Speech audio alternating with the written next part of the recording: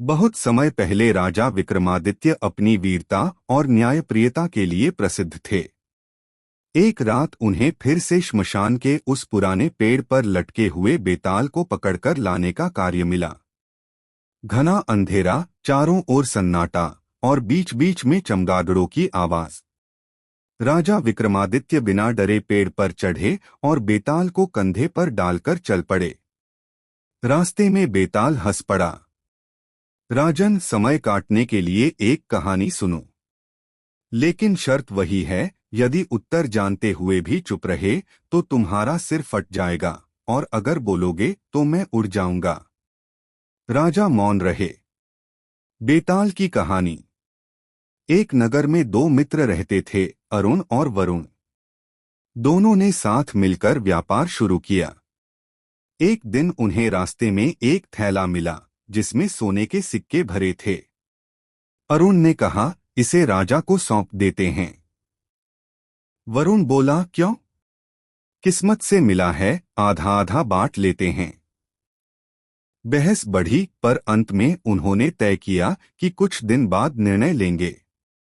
उन्होंने थैला एक बूढ़ी महिला के पास सुरक्षित रख दिया। कुछ दिनों बाद जब वे लौटे तो थैला खाली था। बूढ़ी महिला बोली, मैंने कुछ नहीं लिया।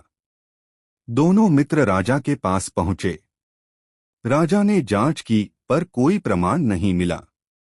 बेताल का प्रश्न। राजन, बेताल बोला, बताओ, असली दोषी कौन था, अरुण, वरुण या बूढ़ी महिला? और क्यों? राजा विक्रमादित्य कुछ देर सोचते रहे, फिर बोले, दोषी बूढ़ी महिला है। क्योंकि यदि उसने थैला सुरक्षित रखा होता तो सिक्के गायब न होते। मित्रों में मतभेद था, पर चोरी का अवसर उसी के पास था। न्याय के अनुसार जिसकी देखरेख में वस्तु थी वही उत्तरदायी है।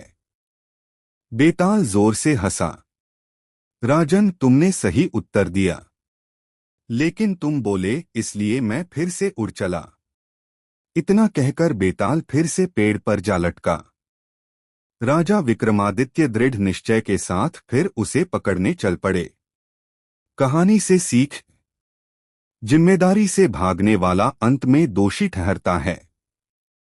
सच्चा न्याय वही है जो तर्क और प्रमाण पर आधारित हो। Please like, share and subscribe our YouTube channel.